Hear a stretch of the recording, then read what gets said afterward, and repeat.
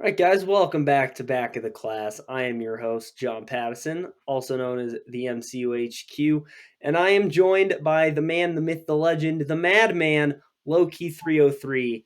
How are you doing today, my guy? Well, I appreciate you adding in Madman. I've really felt like that recently because I'm only eating once a day. I'm on this stupid thing called OMOD diet, which makes me constantly hangry. And I'm also releasing 69 projects in 1 year, which has pushed me to the brink of insanity sometimes, but I'm doing pretty good. I just finished up episode 5 of Boba Fett, which really wasn't Boba Fett. It was really honorary Mandalorian episodes, which is probably why they were good. But thank you for asking. And how are you doing today? I am doing fine. I did get some unfortunate news from school, but you know what? Who cares? Just gives me more time to get YouTube and all that stuff done. And the fact that my audio meter at the bottom of the screen's not moving when I talk is only kind of freaking me out, but that's okay. Also, I'm invoking some moist critical right now. We got the white t-shirt on. You stole his entire style, essentially. Yeah, except the only difference is I'm wearing red shorts instead of black That shorts. dude has one outfit, but he could have Yep. more, but I respect him for only having one. Um, yeah, so without further ado, you can find all of our socials and more info about this episode in the description if you want to read that. Let us know in the comments how you feel about it when you're done watching the episode, and let's just get right into talking about episode 5 of Boba Fett. Now, I didn't catch the episode name. Let me pull it up real quick because I have my It was called Return of the Mandalorian. yeah, Return of the Mandalorian. It might as well have been this was a Mandalorian episode that we just scrapped and saved for Boba Fett because that's what it felt like. Yep. It was There was zero Boba Fett in this episode. I don't even think they name dropped Boba Fett in the they episode. don't name drop him until the end of the episode because Fennec pays a visit to Boba and Oh when he's in the yeah. shop getting his ship tuned up, but we'll get to all of that. Let's just start off by talking about how the episode opens. It's like this alien butcher shop, and Boba Fett walks in. He chops this guy's head off to collect a bounty. So the dark saber, ancient lightsaber. I could get, you know what? Fuck it. I'm gonna get into the lore of it.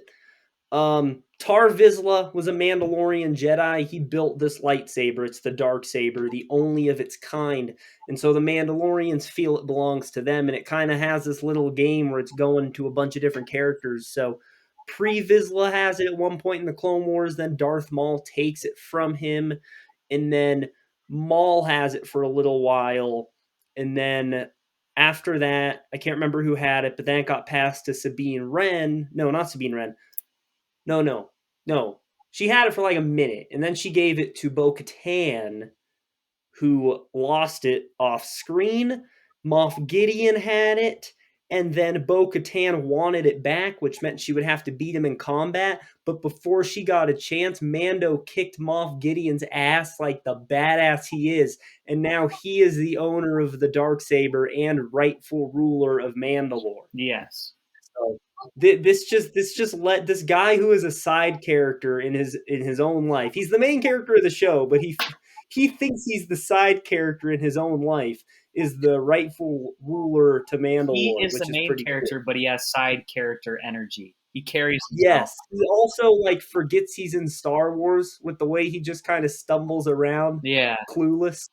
And I'm pretty sure the first canonical moment of someone cutting themselves with a lightsaber happens in this episode. Mm, that's true. It almost slices his leg off. The man is a danger to himself. So, kind of like you. So after he chops this guy's head off, he goes to. They see this is. I can remember the story, but you're going to have to help me out with these people's names here. He goes to see the big blue Mandalorian and the female Mandalorian Mm-hmm. because he needs to Um, get healed from his leg injury, and he also melts down that metal staff that he has that can fight against lightsabers. For yeah, some, he had his Beskar staff. he has that melted down into something for Grogu, and then that's where they get to talking about the dark saber, Mm-hmm. and he wants to learn how to use it. And what's the name of the female Mandalorian? We don't know her name. They just call her the Armorer. The armor. Okay, yeah. Yeah. So the armorer is trying to teach him how to use the dark saber, but the problem is that well, according to her, this is a very like karate kung fu way of looking at it, is that like he is trying to he's letting the saber control him. Mhm. Yeah. He's working against the blade instead of with it, so Yes. they're saying, like, he's fighting the dark saber, not That's using the why it's dark getting saber. heavier with every swing. And she's kicking his Yeah. ass, making it look stupid. And then Big Blue Mandalorian shows up. What's his name? Paz Vizsla, I wanna say is his name. Okay, so that dude pulls up and then he's like, I will fight you for the dark saber. Because he said it was forged by one of his ancestors. Yep. And then, He's a descendant of the guy who made it. okay. Yeah, and then so they get into a duel with it, and I didn't realize they were fighting to the death until Mando gets thrown down onto that little platform, right? And then Mhm. he's about to get his ass kicked, but then Mando is obviously way better fighting without the saber than with it. And then the armor stops them, and she says, "Oh, like, blah blah blah blah blah. This is already finished. This is the way, typical Mandalorian bullshit." And then they get into the thing of like, "Have you ever removed your helmet?" Vizsla says no. Mando tells the truth. He says yes, and then the armor is like, "So now you are no longer a Mandalorian." Yeah. Which is kind of funny that like 10 minutes earlier in the episode, Mando was talking to the armor about how the values of the Mandalorian are like solidarity and I can't remember the other one, but it's like it has to do with like connection, right? Because like they stick together. Have you seen that one meme where it's Mando and Boba, and Mando says, "Then she told me I was a Mandalorian no more," and Boba says, "Bitch, you have the dark saber. Tell her she's the Mandalorian no more." So anyway, Din tells the truth about that, and then she says, "You're no longer a Mandalorian." And then they said like the only way to do it is to go do something underneath the Mandalore, the Sea of Mandalore, but then it's closed. Yeah, because Mandalore just got like destroyed. Because of that when the Empire bombed it. Yep. So, but is it implied that he's going to go do that mission, or is that or is she saying that he can never be a Mandalorian again because he can't do the one thing that would earn their trust back? I honestly couldn't tell you. Okay. I mean, he'll probably try to become a Mandalorian again, but if I was writing Mandalorian season 3, he would just say fuck it and not become a Mandalorian again. Because she said Bitch has the dark saber. Who cares about the Mandalorian ways? He's the ruler of an entire planet. Who the because fuck cares about the helmet? because she said this is the way, which Yeah. is very open ended. Okay. Yeah. So he basically gets kicked out of the Mandalorians by the armor, which, as we have stated, is stupid because he has the dark saber. He is the ruler of Mandalore. So after this, he has to get on a commercial flight to go to Mos Eisley. And there's a funny scene where they're like, "Oh, you can't board this commercial flight with weapons," and he's like, "Weapons are a part of my religion." And then he just ends up being like, "Fine," and we see him take like 20 weapons out. And then Oh, it's great. He is armed to the teeth. and then what species is Greedo?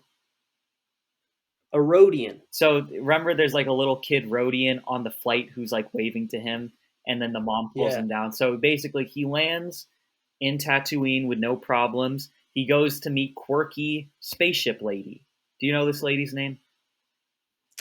I cannot remember her name, but Quirky Spaceship Lady is a perfect name. Yeah, she meets quirky spaceship lady. I think we all have one quirky lady like that on our town, or I mean, in our town or on a street that we lived on in our life. There's always at least one person like that that we know. So she helps him put together his ship. Now, this ship, if I'm not mistaken, it reminds me of the ship that Anakin flew in Episode 1. Well, funny you should mention that because it is the same type of ship. Is this finally Disney acknowledging prequel Star Wars? Is this a nod to that? Yeah, This is a nod. yeah, Yeah. because it's not the exact ship, but it is the same type of ship. So basically, they have a very unnecessary joke when quirky spaceship lady is like, "Yeah, I dated a Jawa for a while. They're very hairy," and then she's like, she does that? "Yeah." I remember the line. I didn't know she does the tongue She thing. sticks her tongue out. I was like, "Bro, like, you a freak." Anyway, so with the help of Jawas, robots, and Freaky Lady and his own knowledge, they're able to rebuild this ship. It's very untraditional, but it can go fast as fuck. It's crazy. Yeah, because he's not used to flying these kinds of ships. Another nod to the prequels. If you notice, did you notice the route he flew when he was? Yeah, he flew the pod race. I can't He believe flew the Boot to Eve pod race can't route. believe Disney acknowledged George Lucas's prequels. That's incredible. Yeah, that's probably because the two guys who made it are prequel fans. Yeah. Yeah, Dave Filoni and Jon Favreau are like diehard. They are into that shit. So he flies the ship. He gets pulled over by two lame ass space cops, and then the one cop is like, I didn't understand this because I'm a casual for Mandalorian. He's like, this is like a ship. You have the same voice that I saw in this thing on this thing. Oh, they're the X-Wing pilots. Yeah. Yeah. Yeah, because what happened in season 2 is the two of them pulled up on Mando because his ship wasn't registered to the New Republic. And they're like, yo, what the hell? Mhm. And then he was like trying to finesse his way out of it. And when it didn't work, they got into a chase that was really badass. And so they know his voice. I also find it hilarious that there are literally two pilots that patrol the entire galaxy. Because anytime something illegal happens, no matter what planet Mando's on, it's those same two pilots Yes. that are there. So the two pilots in the entire galaxy pull up on him, and then he gets away because of this little mechanism that the quirky spaceship lady built in. We could also call her the Jawa fucker, because she is. It was the sub-light thing, right? Yeah. Then he lands again on the planet, and he likes the ship. And then Fennec Shan appears out of nowhere and is like, "Hey, Boba Fett needs a favor," and she tosses him a bag of money, and then Mando tosses it back, and he's like, "Tell him it's on the house." And then the episode ends with Boba saying that he needs to go off to visit Grogu. And that's the episode. That's the shortest back of the class ever.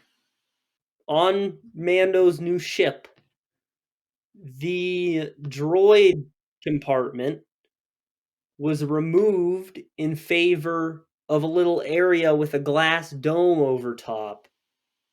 Now, do you think that dome looks like it would be perfect for Grogu to sit in? Yeah. Also, my favorite visual part of that episode was, what was that ring that they were on at the beginning? Oh, I loved that. That so was much. really cool. And that's actually, I've seen science videos like outside of Star Wars where scientists have theorized that in the far future, that is how civilizations could live. Yeah. Oh, probably. That's the first time that we've seen a city environment since Coruscant. Yeah. Yeah, that was a very cool visual thing. I'm trying to think if there's anything else from the episode that stood out to me. I don't know. I just really liked it. Didn't feel like anything was out of place. Mando's just a very lovable character, and I'm glad that they took this episode to focus on him. And now we know that he's in for Boba Fett's thing as soon as he makes a visit to Grogu, which we'll talk about in the next episode. So, John, you got any final thoughts here?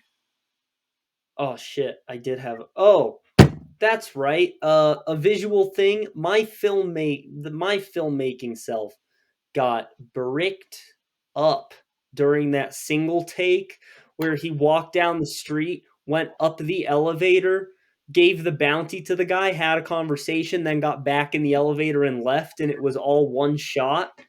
Oh man, that was Dude, I beautiful. didn't even. Thank you for pointing that out. I didn't even realize that was one shot. It's great. Yeah, it took me like a couple minutes, and then I was like, "What is it that's so special about this thing?" And I was like, "Oh, wait a minute, they haven't cut once." Oh, I see. Good eye for Yeah, that. yeah. That's the shit I'm tuned to look out for now. So I would give this episode a.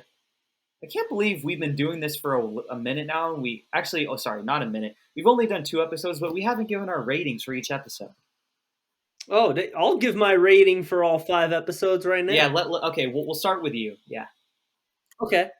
I will give episode 1 probably like a 7. I think it was a good intro. Actually, I'll give it an 8 because I'm a sucker for flashback, and that episode's like all flashback. I'll give it an 8. Solid introduction to the series. I think I'll give episode 2 like a 7.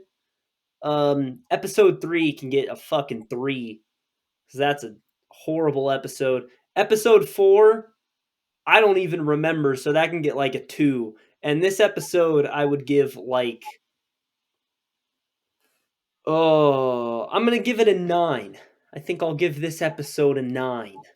Okay. Yeah, I'd give first episode 7, second episode. I really like the Tusken Raider episode, the second one. I'd give that one 8.5. Give the third episode a 2, fourth episode a 2, this fifth episode and 8.5. Yeah. So Okay. there's our rankings. There's our thoughts. We will be back. We as you guys know, we don't know if this will always be a shorter thing. If we will make episodes shorter in the future, this was just a one-time thing because scheduling conflicts and also me and John put off this episode for an entire hour. It's a long story. It's kind of hard to explain.